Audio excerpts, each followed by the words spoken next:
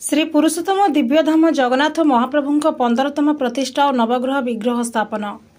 बौद्ध जिला चारिछक स्थित श्री पुरुषोत्तम दिव्यधाम जगन्नाथ महाप्रभु 15तम प्रतिष्ठा महाआडंबर पालित होइछि। प्रथमे जगन्नाथ महाप्रभु सकाळ धूप पर कलश यात्रा भक्त माने जाई नदी पानी आनी निज मानसिक पूरण निमंते शुभ कलश स्थापन करथिले।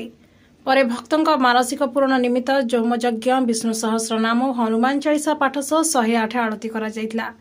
परे शनिदेव मंदिर में नवग्रह मूर्ति यथा रीतिनीति और होमयज्ञ सह स्थापन करा जायतिला। कर्ता अर्जुन कंवर और दिलीप प्रधान द्वारा समस्त यज्ञ कार्य संपादन होइतबा बेले कृष्णचंद्र पाढ़ी जितेन्द्रनाथ दास मंदिर पुरोहित नारायण नंद चंद्रशेखर पुरोहित पूजा संपादन करथिबा बेले ठिड़िकाचोर गाँ कमिटी केदारेश्वर शिव कमिटी गणेश पूजा कमिटी महेश्वर नायक संपादक वामदेव दास चंद्रमणि कहर मानस बेहरा अनादि साहू अन्य समस्त अंचलवासी उपस्थित रही समस्त कार्य संपादन करथिले।